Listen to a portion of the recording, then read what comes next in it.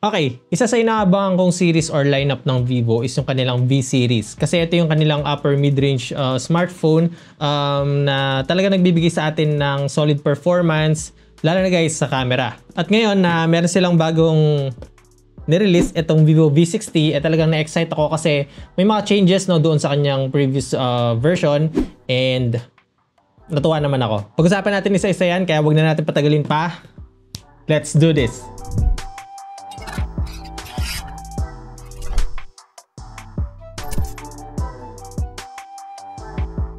What's up guys? Ako nga pala si Poy and welcome back sa channel. Okay, simulan natin sa presyo para malaman natin agad kung sulit ba siya sa lahat ng mga pag-uusapan natin sa video na ito. So, dalawang variant yung nirelease ng Vivo para dito sa Vivo V60. Meron tayong 12256 which is itong unit na meron ako. Ang SRP nito is 28,999 pesos. Tapos, meron din tayong 512 internal storage na may SRP na 30,999 pesos. Tatlong kulay yung meron tayo dito. Meron tayong purple, meron tayong light blue, and meron tayong gray. Kung interesado ko sa phone na to, meron akong official link na nilagay dyan sa description box. Check mo na lang.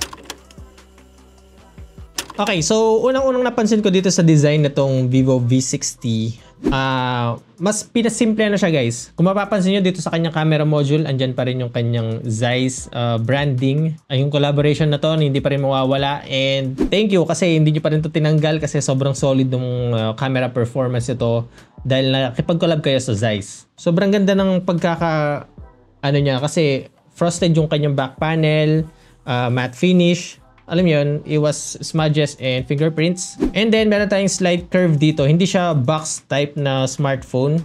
Meron slight curve dito sa gilid and dito sa top and bottom. Hindi siya ganun ka-harsh sa kamay kapag ginagamit natin siya. So, komportable siyang gamitin. Sa left side ng phone, wala tayong makikita dito. Sa upper part na to guys, meron siyang secondary speaker.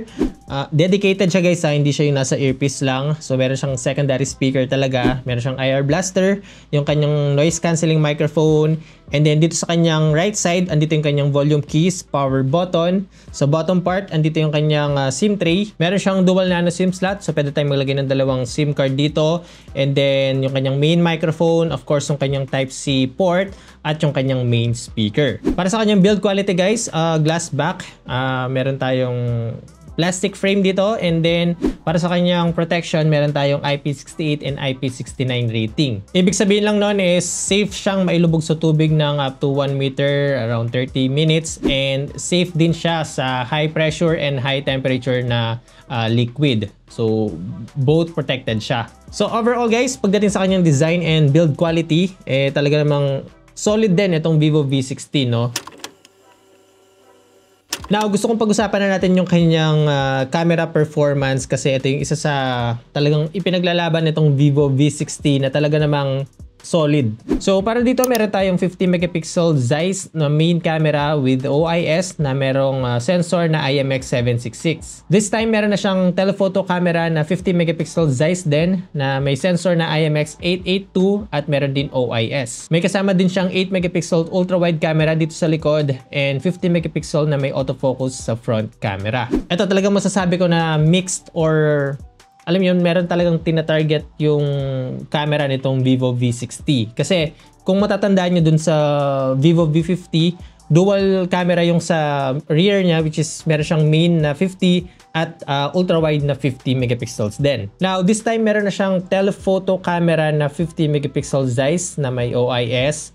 And then, niliitan nila no yung megapixels ng ultra-wide which is 8 megapixels na lang. Now, kung ako lang kung ako yung tatanungin nyo, mas okay itong ginawa ng Vivo dito kasi fan ako ng, alam nyo yun, yung malalayong shots or kumbaga parang fan ako sa telephoto camera. Kung pupuntahan nyo yung gallery ko ngayon, kahit na meron akong ultra-wide dito sa phone ko, madalas ang ginagamit ko zoom. So, yung pagkakaroon ng optical zoom, talagang plus point talaga sa akin yon, and meron tayo dito sa Vivo V60. Now, hindi lang naman nilagay lang nila ng basta-basta na merong telephoto, kundi solid din no yung kanyang output na nakuha ko dito, and talagang nagustuhan ko yung mga shots na nakuha ko. Pagdating naman sa telephoto camera guys, meron din tayong mga parang focal lengths na presets na pwedeng pagpilian, like itong 46mm, meron tayong 73mm and 243mm. Bigyan ko kayo ng samples guys para makita nyo yung difference at kung gaano sila ka-solid. Kita nyo yung mga output guys. Sobrang solid no, lalo na yung 10X no. May enhancement na siya ng AI, kaya naman talagang mas sharp na siya at mas detailed no.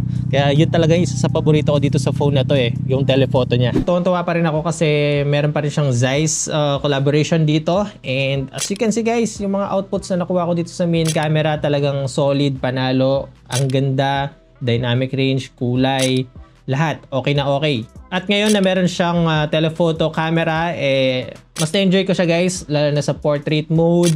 Talagang alam niyo yun, kuwang-kuha niyo yung pagka-cinematic niya na may bokeh. Isa pa sa nagustuhan ko dito guys sa Vivo V60 pagdating sa portrait mode, meron siyang iba't ibang focal length na pwede nating pagpilian dito.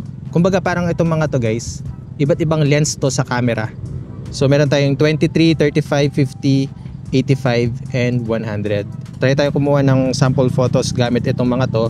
So ito yung 23mm natin. Ito yung 35, 50mm, ayan, 85mm, and yung 100mm na kasama dito sa preset.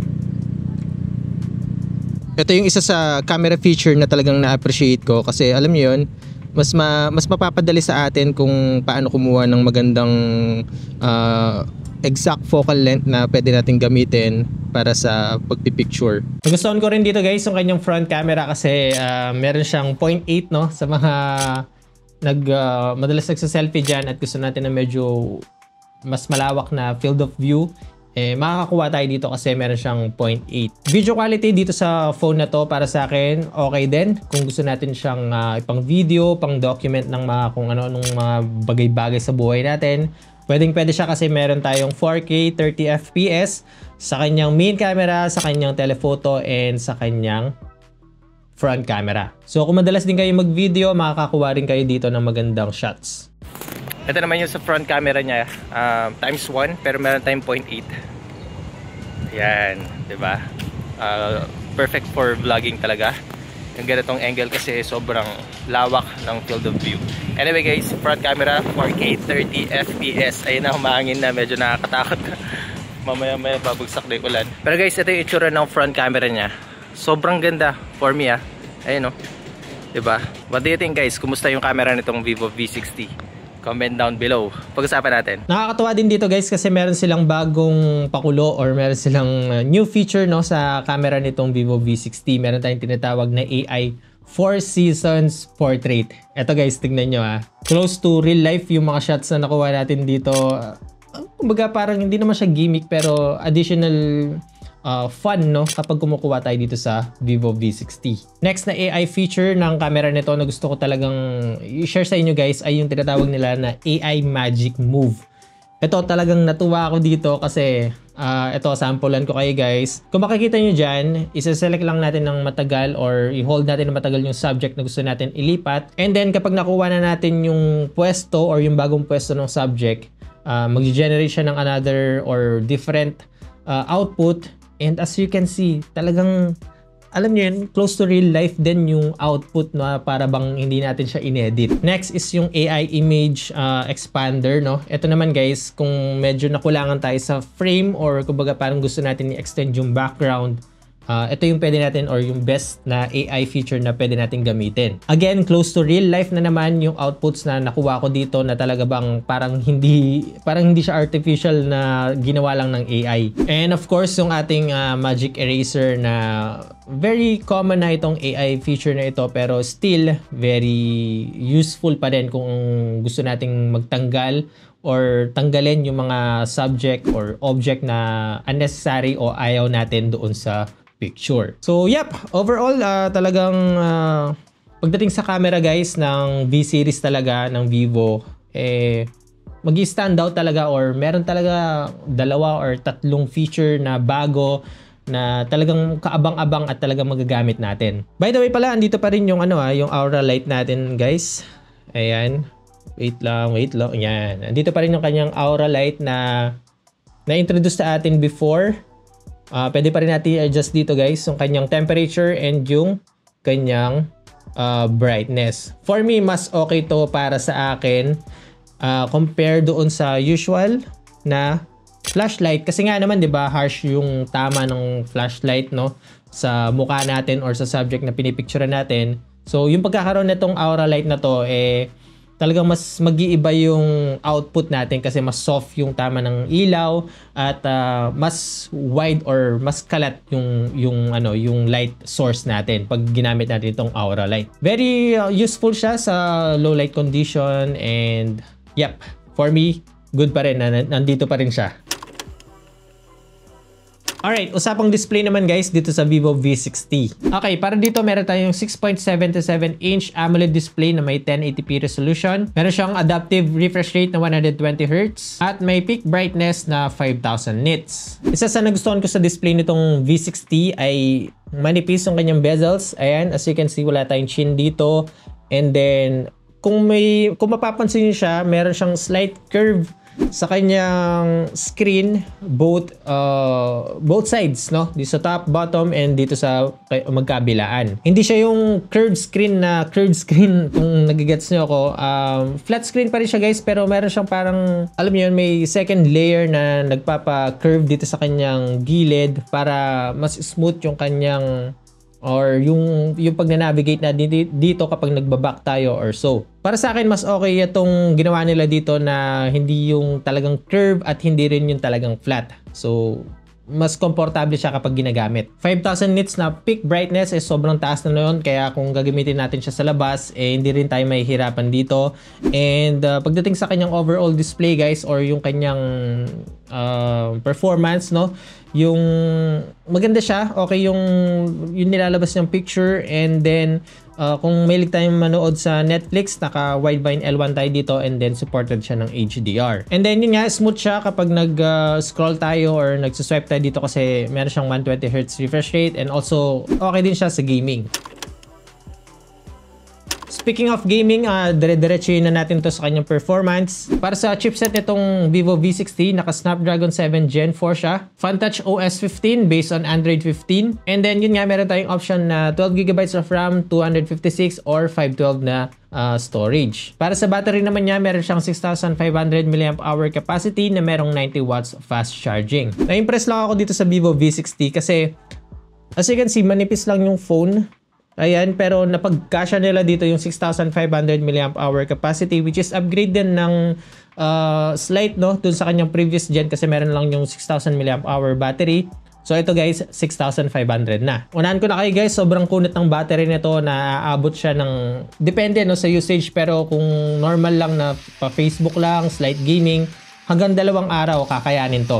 Additional pa dito yung kanyang 90 watts fast charging na sobrang bilis din na itong ma-charge. So wala tayong magiging problema when it comes to battery performance. Pagdating sa overall usage, wala tayong problema sa media consumption, sa panonood, entertainment. Sa gaming guys, kayang-kaya naman niya kasi para mabigyan kayo ng idea sa numbers, sa Antutu benchmark nakakuha tayo ng over 1 million points.